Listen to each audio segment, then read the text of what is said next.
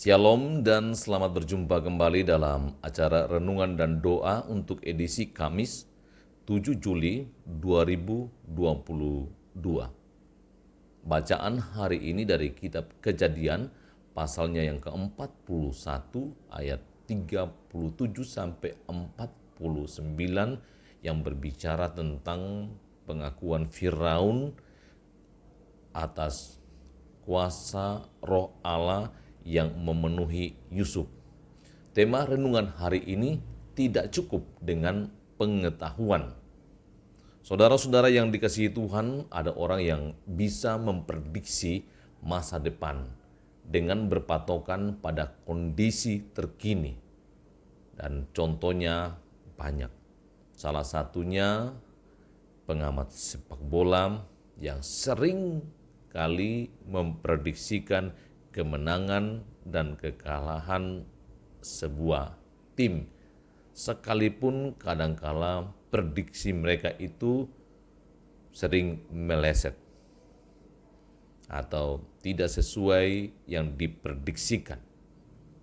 Dalam teks bacaan kita tentang Yusuf, ada sebuah pengakuan yang sungguh sangat mengherankan dari seorang Firaun, orang nomor 1 di Mesir waktu itu.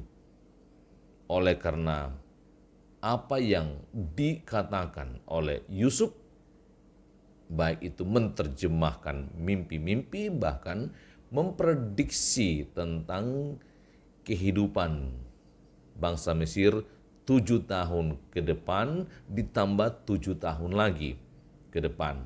Ada 7 tahun kekenyangan, ada masa 7 tahun di mana kelaparan. Sekali lagi, Yusuf itu memprediksi 7 tahun kekenyangan dan 7 tahun kelaparan.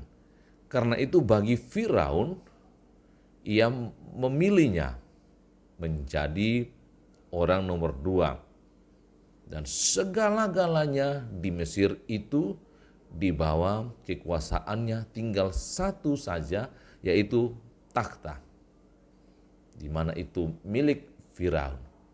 Hal yang sungguh mengherankan adalah pengakuan dari Firaun atas Yusuf sebagai orang yang bijaksana. Firaun mengatakan dalam ayat 39, oleh karena Allah telah memberitahukan semuanya itu kepadamu, tidaklah ada orang yang demikian berakal budi dan bijaksana seperti engkau. Firaun mengakui apa yang dikatakan oleh Yusuf itu Allah yang memberitahukan. Roh Allah yang berkata-kata melalui Yusuf. Dan itu kemudian hari terjadi seperti yang dikatakan. Jadi Yusuf tidak hanya sekedar dipandang baik, pandai, tetapi bijaksana. Bahkan Yusuf dianggap sebagai orang yang mampu memprediksi masa depan, visioner.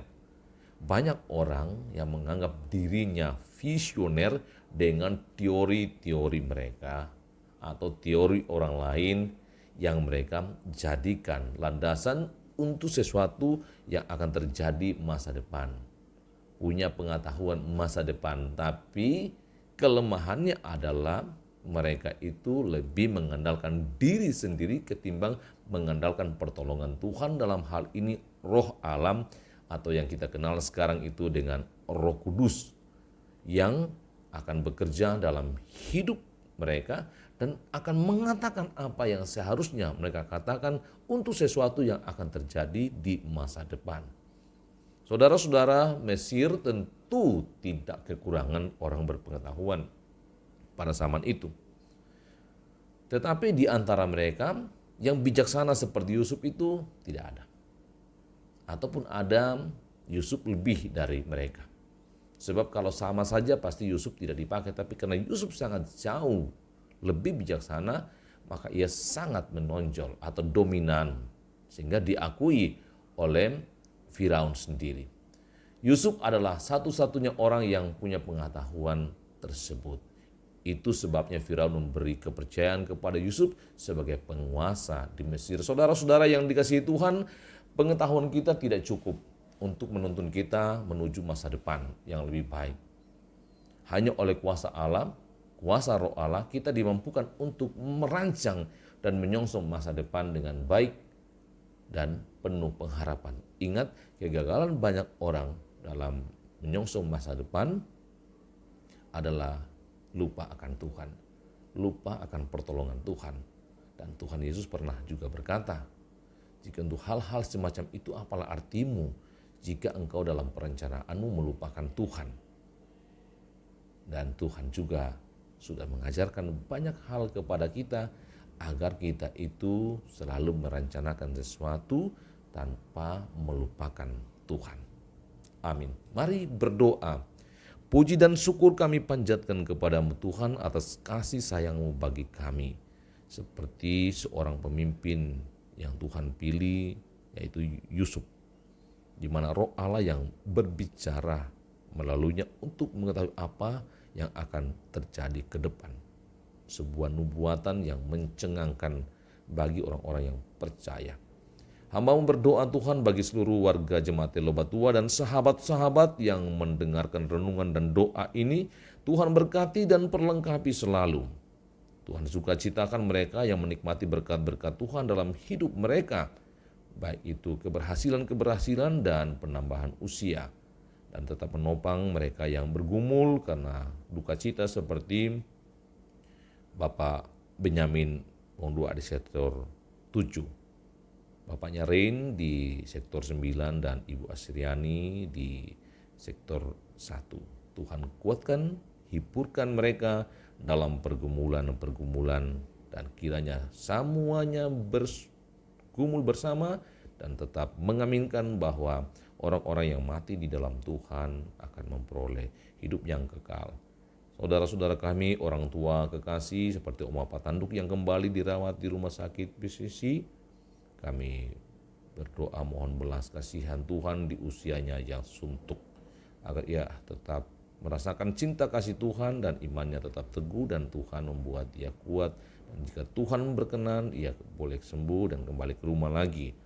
Juga ada Bapak Peter Pasulu atau bapaknya Meli, suami dari Ibu Ludia Palamba, yang dirawat lagi di rumah sakit. Kami juga berdoa mohon belas kasihan Tuhan baginya, agar Tuhan berkati upaya para medis, upaya keluarga, sehingga ia juga boleh kembali sembuh dan kembali dapat bekerja demi istri dan anak-anak. Tuhan tuntun kami sepanjang hari ini, dan Tuhan terus memberkati setiap kegiatan jemaat yang memuliakan Tuhan. Dan Tuhan lindungi dari mara bahaya, dari bencana, dari orang jahat, dan juga dari kuasa kegelapan, dan tetap memberkati kami, memberkati dan melindungi hamba-Mu bersama dengan keluarga. Ampuni dosa kami dalam nama Tuhan Yesus Kristus kami berdoa. Amin. Demikian renungan dan doa hari ini. Tetap semangat, tetap mengandalkan kuasa Allah dalam hidupmu. Tuhan Yesus sayang kita semua.